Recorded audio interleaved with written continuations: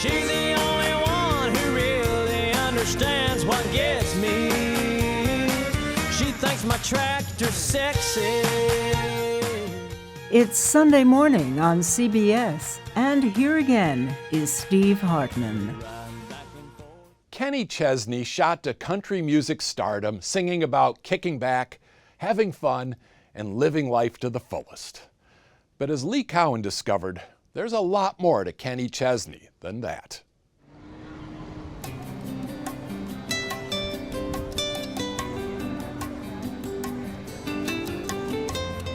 Just as the sun was going down in the heart of old Key West, Florida, a self-described pirate rode his rust-ravaged bike to this restaurant to meet a friend.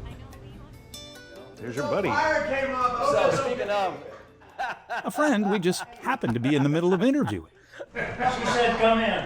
But that's the thing about country music's Kenny Chesney. You want to come in? Down here, he's not really a superstar. He's just another laid-back local.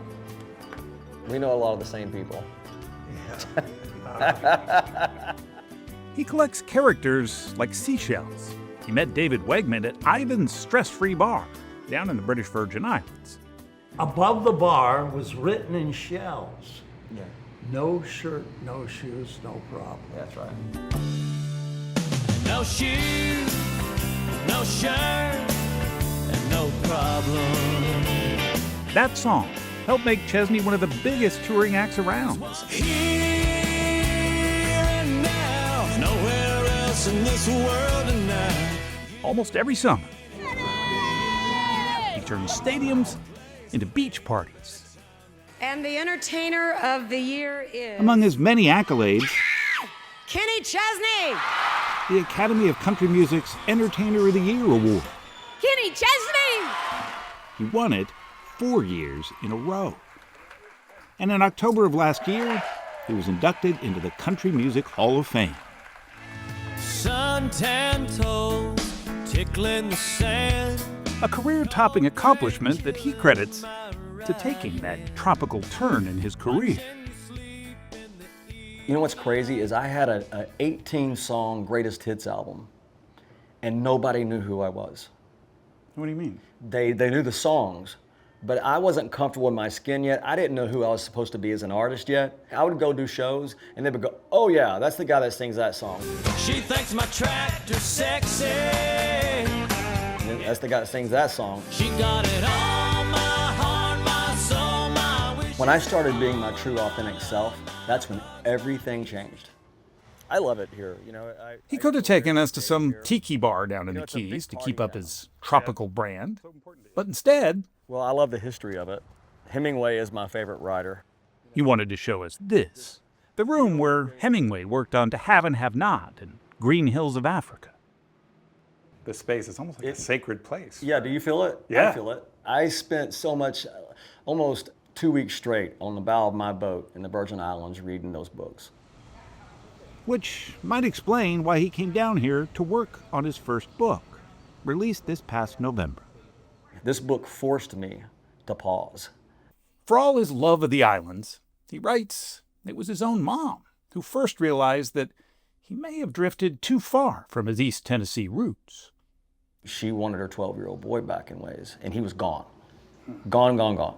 She had a hard time finding you, had a hard time reaching you. And it hit me a little bit, but I was already so addicted to seeking and adventure and all of it and all these new things happening in my life that I dismissed it. He kept going, kept touring, kept writing, Move on like a sailor. Let go. until a concert in Indianapolis back in 2009. Never stay within a. You talk about kind of hitting a wall, and you just A started big one. crying on stage, and you didn't. Yeah. What was going on? In that moment, I was so exhausted and numb to all of it that it wasn't making me happy. I wasn't creating the same way. I wasn't connecting to the audience. And I went, it just hit me. And yeah, it took sports to get me out of that funk. When I feel that chill, smell that fresh cut grass. He grew up playing baseball and football, loving every inning, every down. So when a song called The Boys of Fall crossed his path, And it's knocking heads and talking trash. It's slinging mud and dirt and grass. It's he didn't only record it, he began interviewing coaches and players about sports and life, and turned it into a documentary for ESPN. This thing about football being a team game, life is a team game, buddy. It's the big game. I needed Joe Namath. I needed Bill Parcells. And I sat in Bobby Bowden's living room, and he talked to me like a deacon at a Baptist church. Oh, I woke up one day and I went, I'm back. I don't wanna waste. Now he's the one doing pregame pep talks backstage. Take a deep breath, hold it in, throw you around, my head spins. Like here at Sphere in Las Vegas. Many on his team have been with him for decades. There's confidence in familiarity. If I had to sit on the bus and think about what I'm getting ready to go do, it would, I don't do well with that. Park truck stop, fading little map dots, New York to LA. He put on the kind of show his fans expect, a kaleidoscope of sand, sunsets, and songs. When we met him the next morning, he was still buzzing.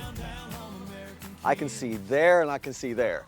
And the first couple of nights, I caught myself singing a song, and I was like, wow, this is so cool. And then I forgot the words to a song that I actually wrote. Did you really? Yeah. You and tequila made me crazy. There it is. On stage with him this night was Grace Potter, the singer-songwriter he recruited for a duet, even though country really wasn't her thing. The two are now lifelong friends. You know, there's people who have always seen him as just the iconic, statue of David of country music. As I'm gonna go to Florence and stand beside it. There's just so much more underneath it that's more interesting than the sculpture itself, I've read a lot of books, wrote a few songs, looked at my life, where it's going, where it's going. Indeed, the offstage Kenny Chesney is a more complicated guy, a more thoughtful guy, even a little shy, if you can believe it. That's the East Tennessee part that will always remain, even as he's chasing sunsets. To the way that I see it when I sit in that old blue chair. It takes a certain amount of ego to be up there on stage and to do what I do. Yeah. Right? But I try really hard to leave that person up there. I can't live with that person every day. Yeah. And I don't want that person in my life every day. But I'm really glad to meet him when I go back up there.